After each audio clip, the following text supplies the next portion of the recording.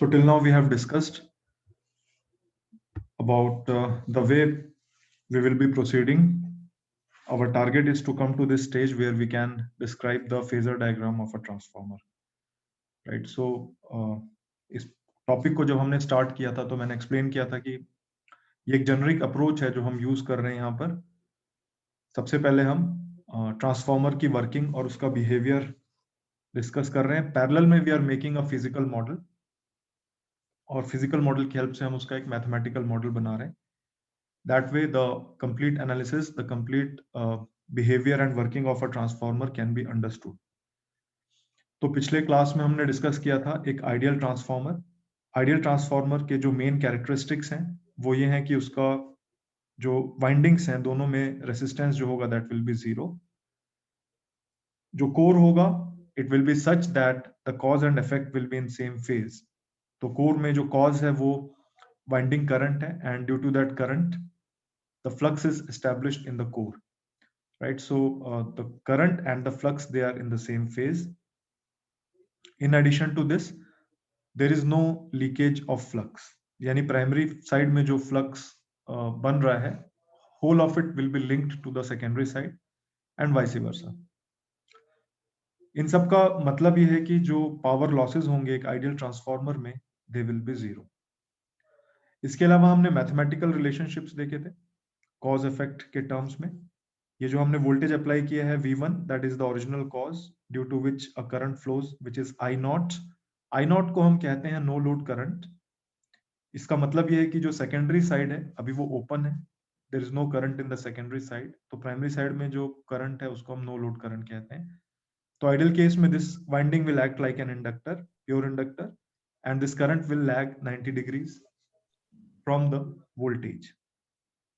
इस करंट के कारण जो फ्लक्स बनेगा, क्योंकि कॉज और इफेक्ट सेम फेज में है, तो फ्लक्स का जो फेज एंगल हमने लिया था वो हमने सेम लिया था -90 डिग्रीज। ये जो फ्लक्स है ये दोनों साइड की वाइंडिंग्स को कट कर रहा है, due to which EMF will be induced in both the windings. Induced EMF में हमने देखा कि जो इंड्यूस्ड ईएमएफ होगा it will always lag behind the flux due to which it is being induced.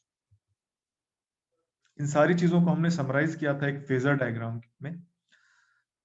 यहाँ पर जो मैंने लेफ्ट और राइट में क्वांटिटीज लिखी हैं, लेफ्ट साइड में हमने ओरिजिनल एनालिसिस जो किया था उसकी क्वांटिटीज लिखी हैं। राइट साइड में मैंने ये बताया था कि क्योंकि फ्लक्स जो है वो म्यूचुअल क्वांटिटी है between the primary and secondary side, तो हम फ्लक्स को एज अ रेफरेंस फेजर लेते हैं, यानी कि we take it along the positive X axis, और इसी के रेफरेंस में फिर हम बाकी क्वांटिटीज को डिफाइन करते हैं। उनका रिलेटिव जो फेज डिफरेंसेस हैं वो हमें ऑलरेडी मालूम चल गए थे, तो हमने वही फेज एंगल्स को यहाँ पर रखा है, राइट? तो this is the phasor diagram of a transformer, ideal transformer on no load. एक बार क्विकली हम रिव्यू करते हैं कि हमने फेजर डायग्राम कैसे बनाया था। फेजर डायग्राम बनाने के लिए हम सबसे पहले 4 क्वाड्रेंट्स बनाते हैं और एंगुलर फ्रीक्वेंसी को मार्क करते हैं। Then we take the reference quantity, which is the mutual flux along the positive x-axis. So ये capital ये phi m bar, it's a complex number. This is the mutual flux, right? ये mutual flux जो है इसका जो cause है that is the no load current, और ideal case है, so this current will be along the same direction, which means that they are in the same phase. No load current is I naught.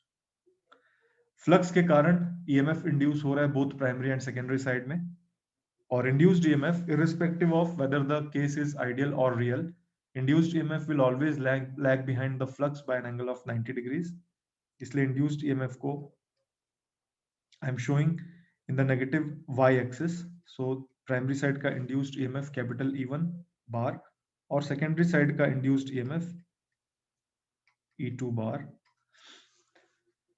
यहाँ पर मैं assume कर रहा हूँ कि E2 is greater than E1, which means that the number of turns in the secondary side that is more than that of the primary side, right? इसके अलावा हमने देखा कि जो E1 का opposite voltage है, this is minus E1 and this is equal to V1. This is because of the Lenz's law, which states that the induced EMF will be such that it will oppose the original cause, right? So original cause was V1. So they are ideal case है, so they are equal and opposite to each other. कोई load नहीं लगा हुआ है, इसीलिए जो E2 होगा that will be equal to V2, right? After that we had explained the constant flux theory. इसमें हमने ये देखा था कि what happens when a load is connected at the secondary side, right? So we had this primary winding which is being fed with a voltage source, so this is V1. Secondary winding was open, so this current I2 was initially it was 0, which means that the current in the primary was equal to the no load current, right? So there was a flux between which was linking the primary and the secondary sides. We called this flux as the mutual flux phi m. So फिर हमने ये देखा था कि जब हम यहाँ पर कोई लोड कनेक्ट करते हैं, let us say that the number of turns in the primary side is n1 and the number of turns in the secondary side is n2. जैसे ही हम इस स्विच को ऑन करेंगे, there will be a transient condition. वो transient condition मैंने explain करी थी, जिसमें जो secondary side का जो current है I2, now this current is also flowing in this winding, or it gives rise to a quantity which we call as magnetomotive force. Simply put, ये हमने मैग्नेटिक सर्किट्स में पढ़ा है कि अगर मान लें कि हमारे पास ये कोर है और उस पे मैंने एक ये कॉइल का एक टर्न बनाया हुआ है which is insulated from the core and a current is flowing in this coil, तो इस फ्लो ऑफ करंट के कारण क्या होगा, a magnetic flux will be produced in this core, right? ये फ्लक्स प्रोड्यूस होगा यहाँ पर. तो हम कह रहे हैं कि ये जो करंट है दिस इज द कॉज और ये जो फ्लक्स है दिस इज द इफेक्ट. लेकिन अगर हम सेम कोर लें, सेम करंट लें और यहां पर नंबर ऑफ टर्न्स को बढ़ा दें, लेट अस से this number of turns is n, तो ये जो फ्लक्स यहां पर बन रहा है दैट विल इंक्रीज, है ना? फ्लक्स यहां पर बढ़ जाएगा क्योंकि हमने नंबर ऑफ टर्न्स बढ़ा दिया है. तो हम कॉज जो है वो अकेले करंट को नहीं कहेंगे, हम cause number of turns multiplied with currents को कहेंगे. So this quantity, number of turns multiplied with current, which is actually producing the flux, is known as magnetomotive force. जिस तरह से electromotive force होता है जिसके कारण करंट बनता है, वैसे हम कहते हैं कि magnetomotive force के कारण फ्लक्स बनता है, राइट? तो इसका जो यूनिट होगा, करंट का यूनिट एम्पियर्स और number of turns actually is a dimensionless quantity, लेकिन इसको स्टिल यूनिट में इंक्लूड करने के लिए हम इसको एम्पियर टर्न्स में शो करते हैं, राइट? सो एम्पियर टर्न्स या एमएमएफ कहते हैं हम n into I को. सो यहां पर क्या होगा, जब सेकेंडरी साइड में करंट फ्लो होने लग जाएगा तो जो एम्पियर टर्न्स है, यानी यहां पर इस सेकेंडरी साइड में जो एमएमएफ है वो कितना हो जाएगा, n2 times I2.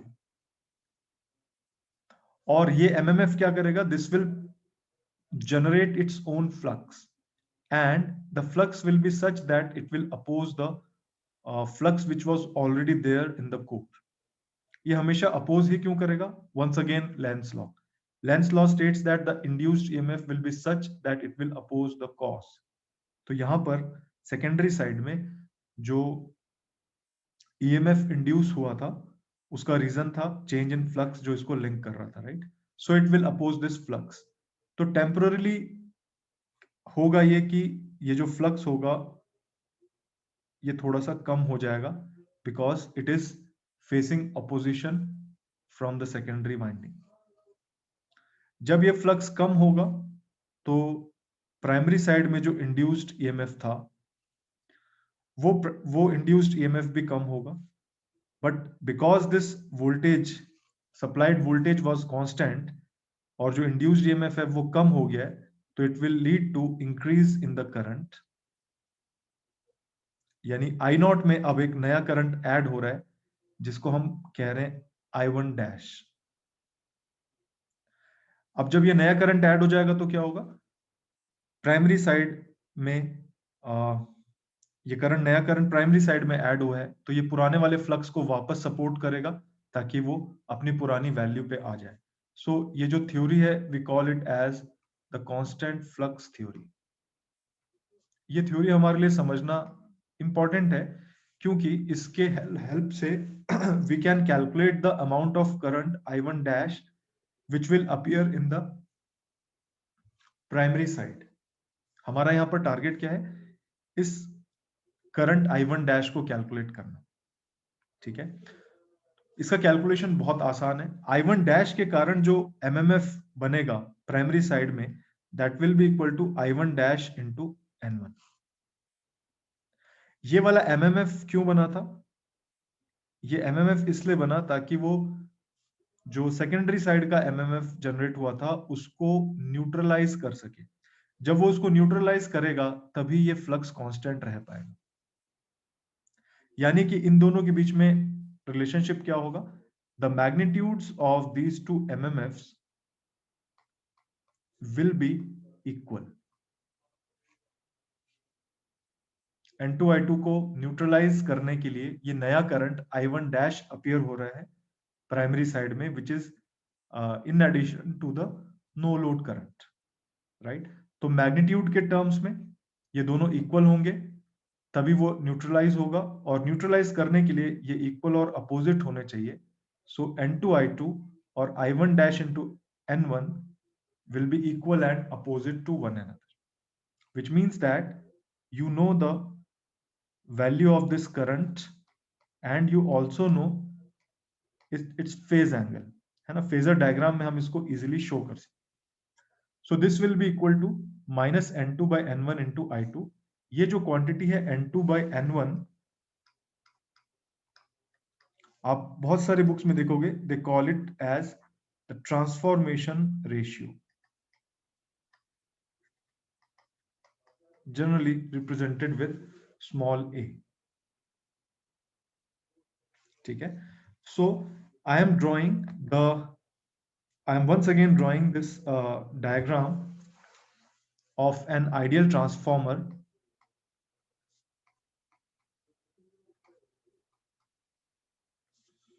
on load, which means that there is a load in the transformer। मैं यहाँ पर transient conditions नहीं दिखा रहा हूँ, I am just showing the steady state conditions।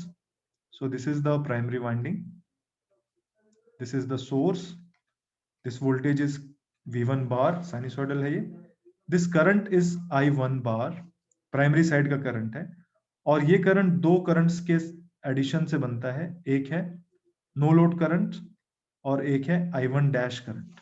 I1 dash current जो है वो आता है वो एक रिफ्लेक्शन है सेकेंडरी साइड के करंट का, और I0 जो करंट है no load current, it will flow anyway even if there is no load at the secondary side. ये सेकेंडरी वाइंडिंग है, now it is connected to a load, और secondary side में number of turns N2 है, primary side में जो number of turns है that is N1। Primary side और secondary side दोनों में EMF इंड्यूस होगा। सो प्राइमरी साइड का जो EMF है I am writing it as E1, secondary side का जो EMF है I am calling it E2, secondary side का जो करंट है I am calling it I2। So this voltage V1 और E1 के बीच में जब हम रिलेशनशिप लिखेंगे तो I am applying KVL here, right. So arrow head जो है उसको हम हायर पोटेंशियल मान लें, टेल को हम लोअर पोटेंशियल मान लें। ये याद रखें लेकिन कि ये एक AC सर्किट है, so the polarities and directions are reversing. So here the equation will be minus V1 bar plus E1 and that is equal to 0। So from here I get V1 to be equal to E1। लेकिन याद करें जब हमने mathematical relationships निकाला था तो हमने देखा था कि वो इक्वल तो थे लेकिन अपोजिट भी थे, है ना। इसीलिए हम यहाँ पर क्या करते हैं, दो तरह से आप कर सकते हो, या तो इस एरो को की डायरेक्शन चेंज कर लो, या फिर डायरेक्शन तो ऐसे ही रहने दो, but write this as -E1. So here your equation will be V1 bar plus -E1 bar, and you will have V1 is equal to E1. As far as the secondary winding is concerned, the voltage across the load is E2. Sorry, this is V2. और यहाँ पर और कोई element है नहीं, circuit element. So secondary side में हमारे पास जो इक्वेशन है वो ये है कि V2 is equal to E2। इसके अलावा हमें एक रिलेशनशिप मालूम है I1 डैश और I2 का, right. So what is the relationship, we should remember I1 dash multiplied with N1, ये एक MMF है। I2 मल्टीप्लाइड विद N2, ये भी एक MMF है। ये दोनों एक दूसरे के अपोजिट और इक्वल हैं, which means that I1 dash is equal to minus N2 by N1 into I2। और ये बड़ा सेंसिबल रिलेशनशिप है, अगर I2 को आप बढ़ाओगे तो I1 डैश भी बढ़ जाएगा, अगर I2 को आप जीरो कर दोगे तो I1 डैश भी जीरो हो जाएगा, और अगर आप I2 को कम करोगे तो I1 डैश भी कम होगा।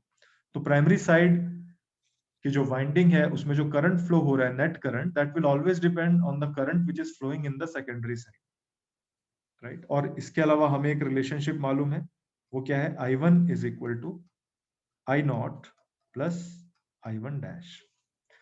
ये सारी इक्वेशंस मिला के एक मैथमेटिकल मॉडल बनता है। किसका मैथमेटिकल मॉडल, एक आइडियल ट्रांसफार्मर का विच इज ऑन लोड। तो उस मैथमेटिकल मॉडल को हम एक फेजर डायग्राम की हेल्प से शो कर सकते हैं, ठीक है। तो आइडियल ट्रांसफार्मर ऑन लोड के लिए मैं एक फेजर डायग्राम बना रहा हूं, ये बहुत इंपॉर्टेंट पार्ट है ताकि हम आगे का पार्ट समझ सकें। So please pay careful attention. Phasor diagram बनाने के लिए हमें ये जो सर्किट डायग्राम मैंने बनाया वो आना चाहिए, उसकी हेल्प से हम ये मैथमेटिकल इक्वेशंस लिख रहे हैं और इन इक्वेशंस की हेल्प से फेजर डायग्राम बना रहे हैं। तो सीक्वेंस एग्जैक्टली क्या होगा दैट आई एम एक्सप्लेनिंग।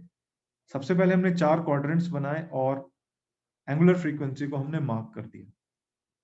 फिर हम हमेशा स्टार्ट करेंगे फ्लक्स से, because that is the reference phasor, because it is common to both primary and the secondary side.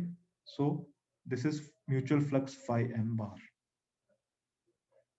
इस फ्लक्स का जो कॉज था वो था नो लोड करंट I0, और क्योंकि एक आइडियल सिस्टम है I0 और phi m दोनों सेम फेज में है, इस फ्लक्स के कारण जो EMF जनरेट हुआ वो E1 हुआ और E2 हुआ।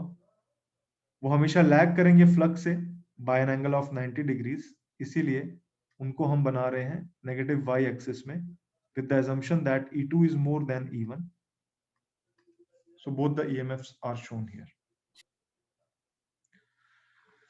इसके अलावा जो वोल्टेज V2 था that is equal to E2, तो ये सेकेंडरी साइड का वोल्टेज है, हमें सेकेंडरी साइड का करंट भी शो करना है, राइट। अब ये जो सेकेंडरी साइड का करंट है I2, where should I show it, मैं इसको कहां पर शो करूं, कौन से क्वाड्रेंट में मुझे इसको शो करना चाहिए।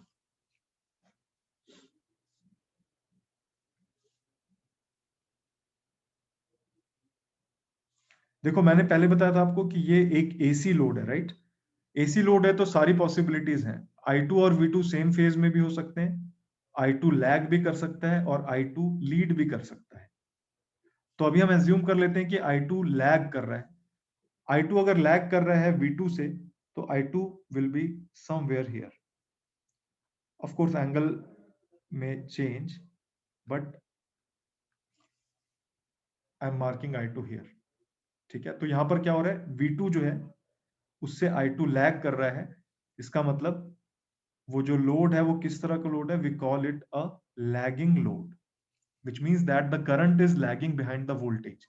अगर ये लीडिंग लोड होता तो मैं I2 को इधर फोर्थ क्वाड्रेंट में बनाता, और अगर ये रेसिस्टिव लोड होता तो मैं I2 को भी नेगेटिव y एक्सिस के अलोंग बनाता। I2 को बनाना हमारे लिए क्यों इंपॉर्टेंट है? I2 को बनाना हमारे लिए इसलिए इंपॉर्टेंट है क्योंकि उसके हेल्प के बिना we can not make I1. Why so? Because I1 जो होगा that is equal to I0 plus I1 dash. So I0 तो बना दिया हमने, but I1 dash नहीं बनाया। और I1 dash बनाने के लिए हमें क्या पता होना चाहिए? I2 पता होना चाहिए। तो यहां से हमें दिख रहा है कि I1 dash is equal to negative of I2 और some with some ratio, right? So N2 by N1 को अगर हम यहाँ पर greater than 1 हम मान रहे हैं, तो इसका बिल्कुल अपोजिट कुछ इंक्रीज्ड लेंथ के साथ ये जो मैंने बनाया है, this will B I1 dash. It will be opposite to I2. I1 dash जब एक बार हमने बना लिया तो फिर उसको हम ऐड करेंगे I0 के साथ टू ऑब्टेन I1, राइट? सो यहां पर मैं पैरेललोग्राम लॉ लगा रहा हूं और I0 और I1 dash को मैंने ऐड कर दिया। So this current is now I1। तो हमने सेकेंडरी साइड की सारी क्वांटिटीज दिखा दी, E2, V2 और I2। प्राइमरी साइड की हमने क्वांटिटीज दिखा दी, E1, I0, I1 और I1 डैश। सिर्फ एक क्वांटिटी रह गई है V1, और V1 के लिए हमें इक्वेशन पता है कि it is equal to -E। So E1 का इक्वल और opposite, this is -E1 and this is V1। So this is the phasor diagram of an ideal transformer on load। यहाँ पर हमने सारी क्वांटिटीज शो कर दी हैं। इस फेजर डायग्राम में किसी को डाउट हो तो प्लीज आस्क। सर एक बार प्लीज I2 फिर से बता देंगे कैसे बनाया था? हाँ, एक बार हम I2 फिर से बनाते हैं। ये वाला फेजर डायग्राम बहुत इंपॉर्टेंट है बिकॉज इसी की हेल्प से हम रियल कंडीशन वाला फेजर डायग्राम बना पाएंगे। So I am drawing all the cases here: resistive load, inductive load and capacitive load. ठीक है, जो गवर्निंग इक्वेशंस है वो हमें याद रखनी है। हम लोग एक बार क्विकली हम रिमेंबर करते हैं। Let us write all the governing equations. Primary side में देखो क्या इक्वेशन थी, V1 जो था प्राइमरी साइड में applied voltage, that was equal to -E। ठीक है, प्राइमरी साइड का जो करंट था I1 था। ये I1 करंट किसके बराबर था? नो लोड करंट, जब ट्रांसफार्मर पे कोई नो लोड ना हो कोई, प्लस जब आपने कोई लोड लगाया तो उसका रिफ्लेक्शन जो पड़ा प्राइमरी साइड में, वो करंट, यानी I1 डैश उसको हमने कहा। इनका सम जो होगा वो I1 के बराबर। फिर हमने देखा कि I1 डैश हमें कैसे मिलता है। I1 डैश मिलने के लिए हमने कांस्टेंट फ्लक्स थ्योरी जो था उसको याद किया। उसमें हुआ क्या था कि सेकेंडरी साइड में जब एक करंट I2 फ्लो हुआ था तो उसने एक अपना MMF बनाया था जिसकी वैल्यू थी I2 इंटू N2। इस MMF के कारण एक फ्लक्स बना जिसने जो कोर है उसके फ्लक्स को अपोज किया। उस अपोजिशन के कारण क्या हुआ, E1 की वैल्यू कम हुई थी और उसके कारण नया कंपोनेंट आ गया था I1 डैश। अब ये जो नया कंपोनेंट है I1 डैश, इसने अपना एक MMF बनाया जिसकी वैल्यू कितनी होगी, I1 डैश इंटू N1, क्योंकि वो N1 नंबर ऑफ टर्न्स में फ्लो हो रहा है। तो अब प्राइमरी साइड में एक MMF है, एडिशनल MMF है I1 dash into N1। Secondary side में एक MMF है I2 into N2। Primary side में MMF बनने का रीजन ये था कि वो सेकेंडरी साइड के MMF को न्यूट्रलाइज कर सके। So they are equal and opposite. So from here we got the value of I1 dash, and that is equal to minus N2 by N1 into I2. तो ये जो quantities मैंने लिखी है ये प्राइमरी साइड की क्वांटिटीज। सेकेंडरी साइड में क्या हुआ, जो इंड्यूस EMF हुआ था E2 वही लोड के लिए अवेलेबल था, because there is no voltage drop, और कोई चीज है नहीं। So E2 will be equal to V2। और इसके अलावा क्या हुआ था, I2 जो था इट वाज नॉन जीरो, है ना। We had a current I2 which is related to V2 and that relation depends on the nature of the load। तो वो मैंने नेचर्स जो है वो यहां पर मैंने बताए। तीन पॉसिबिलिटीज है कि वो लोड या तो रेसिस्टिव होगा या इंडक्टिव होगा या कैपेसिटिव होगा। तीनों पॉसिबिलिटीज के लिए जो मैथमेटिकल इक्वेशंस लिखी हैं वो तो कॉमन रही, ठीक है।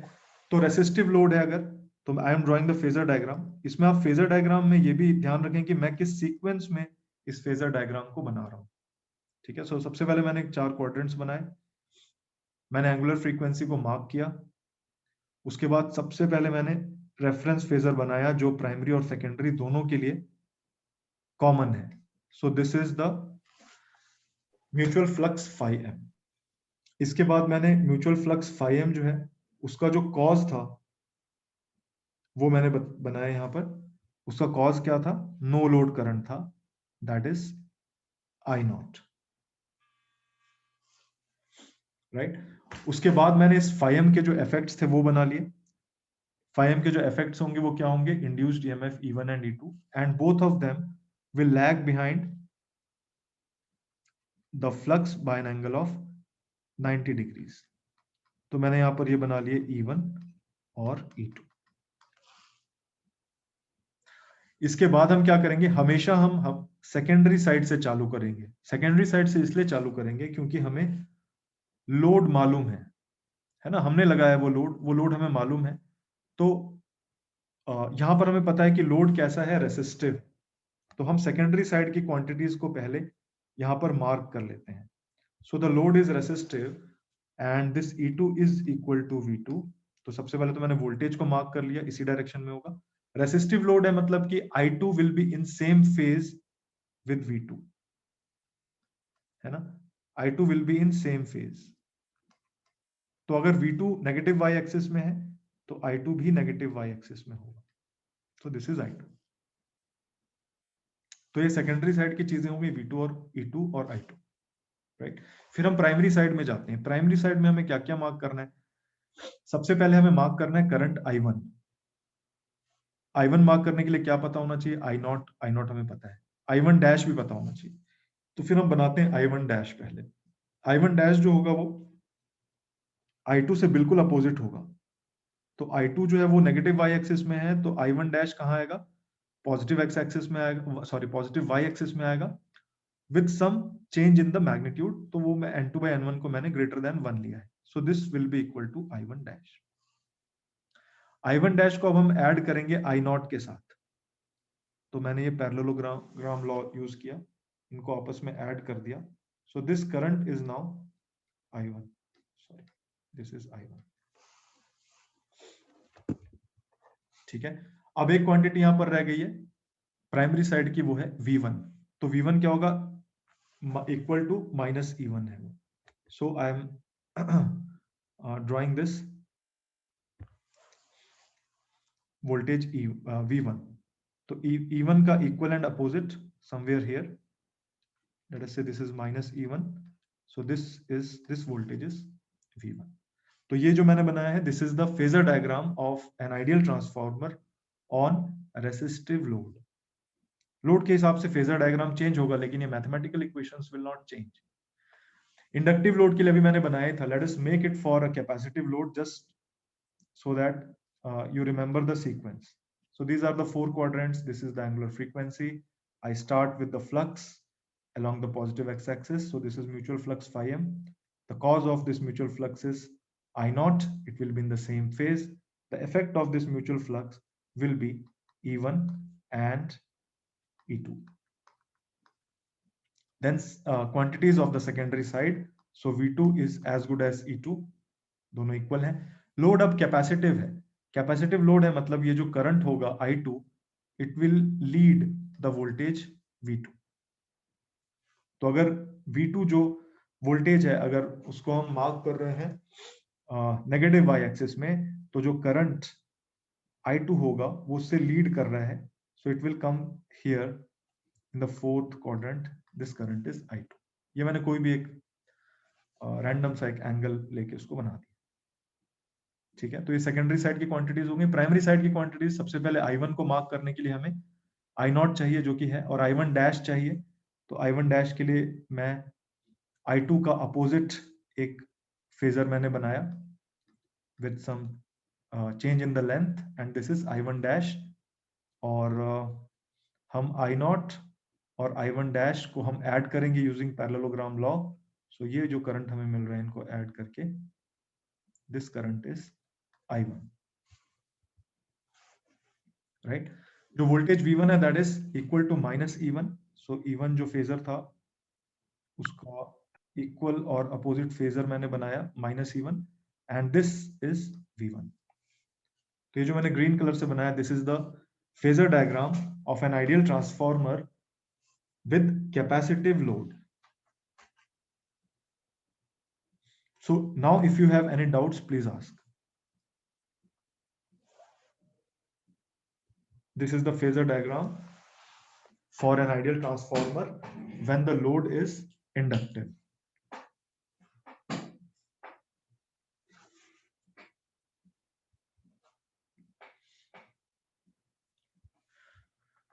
Okay, so if you don't have any doubts, let us move forward. अब जो प्रोसेस है वो बहुत आसान है. अब हमने क्या करना है कि जो आइडियलिटीज थी उनको हम रिमूव कर देते हैं and let us see the non idealities now. जो फर्स्ट नॉन आइडियलिटी थी जो मैंने आपसे कहा था कि रेसिस्टेंस जो था वाइंडिंग्स का that was assumed to be zero. जो सेकंड नॉन आइडियलिटी थी वो मैंने कहा था कि जो कॉज और इफेक्ट है कोर के अंदर वो सेम फेज में है. और थर्ड नॉन आइडियलिटी थी कि जो लीकेज है फ्लक्स का वो नहीं हो रहा है. तो हम इनको एक एक करके हम इनको एड्रेस करते हैं. सबसे पहले let us take the non ideality when the core, ये जो आइडियल केस था कोर के लिए वो ये था कि जो म्यूचुअल फ्लक्स बन रहा था और जो उसका कॉज था आई नॉट वो सेम फेज में थे. ठीक है. रियल केस में क्या होगा? रियल केस में जो कॉज होगा that will lead the effect. So here the cause यानी कि I naught leads the effect यानी कि phi m. ये जो फिनोमिनन है this is known as hysteresis. इसका रीजन जो है वो हमने मैग्नेटिक सर्किट्स में पढ़ा है ना. थ्योरी ऑफ डोमेन्स में हमने देखा कि जब कॉज जीरो हो जाता है तब इफेक्ट जीरो नहीं होता है ना. It takes time to for the effect to manifest, right. So that phenomenon is called hysteresis. वो मैग्नेटिक प्रॉपर्टी है मटेरियल की जिसके कारण ये आ रहा है. आइडियली होना ये चाहिए कि there should not be any hysteresis. It is a kind of non linearity of the core, but practically ऐसा होता है. तो ये जिस एंगल से करंट लीड कर रहा है this angle is normally shown as the hysteric angle. Hysteric angle normally बहुत कम होता है. ये सिर्फ क्लैरिटी के लिए मैंने इसको इतना ज्यादा बनाया. Normally it is very less, right. तो जब हम फेजर डायग्राम बनाएंगे रियल केस के लिए तो अब हम आई नॉट और फाई एम को सेम फेज में नहीं दिखाएंगे because the core now is not ideal, right. So इसमें थोड़ा सा एक डिटेल है. जब हम फेजर डायग्राम बना रहे हैं हमने 4 क्वाड्रेंट्स बनाए हैं. Now this is the real case. यहां पर ये जो करंट है I naught that can be resolve along X axis as well as the Y axis. इसका जो एक्स एक्सिस के अलोंग जो कंपोनेंट होगा this one that is equal to I naught. इसका जो मैग्नीट्यूड है वो होगा आई नॉट कॉस गामा. और जो पॉजिटिव वाई एक्सिस के अलोंग जो कंपोनेंट है दिस इज इक्वल, इसका जो मैग्नीट्यूड है that will be equal to I naught sine gamma. तो जब हम इसको दो कंपोनेंट्स में ब्रेक कर रहे हैं तो हम ये देखते हैं कि ये जो कंपोनेंट है I naught cos gamma that is actually responsible for making the mutual flux. Mutual flux को जनरेट करने के लिए जो कंपोनेंट रिस्पॉन्सिबल है वो है आई नॉट कॉस गामा. इस कंपोनेंट को हम कहते हैं I M. In the literature, it is referred to as the magnetizing component of I naught. ठीक है. जो 90 डिग्रीज पर जो ये दूसरा कंपोनेंट है along the positive y axis, इसका काम है जो कोर के अंदर अब लॉसेस हो रहे हैं, एक बार हिस्टेरिसिस आ गया वहां पर तो core will experience loss of power. तो उस लॉस ऑफ पावर को कौन कॉम्पनसेट कर रहा है? अल्टीमेटली तो वो जो पावर का लॉस हो रहा है उसके लिए पावर तो आप सप्लाई से ही खींच रहे हो, राइट? और आई नॉट जो करंट है उसमें दोनों कंपोनेंट्स है। उसका एक कंपोनेंट वो है जो फ्लक्स जनरेट कर रहा है, जिसको हमने मैग्नेटाइजिंग कंपोनेंट कहा, और दूसरा कंपोनेंट वो है जो लॉसेस को कॉम्पनसेट कर रहा है। उसको हम शो करते हैं आई सी से। This is along the positive y axis and this is known as the core loss component of the no load current I naught। ठीक है, तो now it will have two components IM and IC। यहां पर हमें ये याद रखना है कि ये जो दो कंपोनेंट्स हैं ये आपस में 90 डिग्रीज का एंगल बना रहे हैं और IC इज लीडिंग IM। ये ऑब्जर्वेशन इंपॉर्टेंट है for showing the equivalent of circuit of this phasor.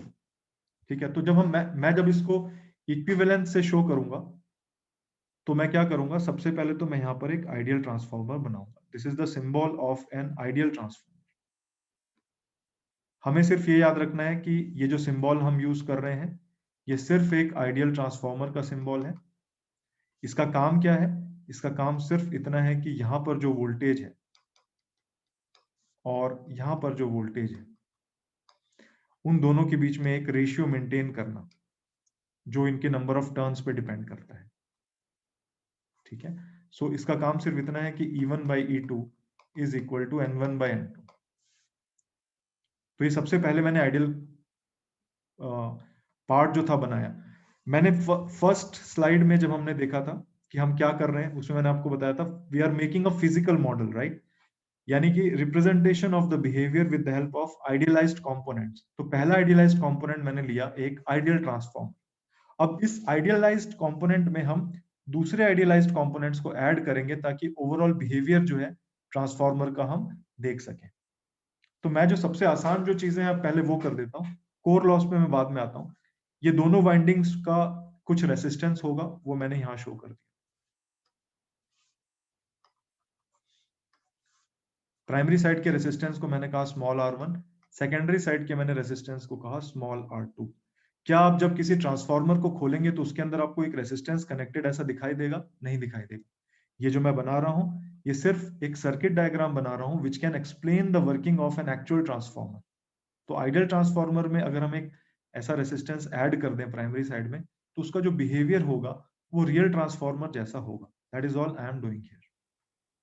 ठीक है, तो नेक्स्ट क्लास में we will see how to incorporate the leakage flux and this non ideality of the core. यहां तक कोई doubt हो तो प्लीज आस्क।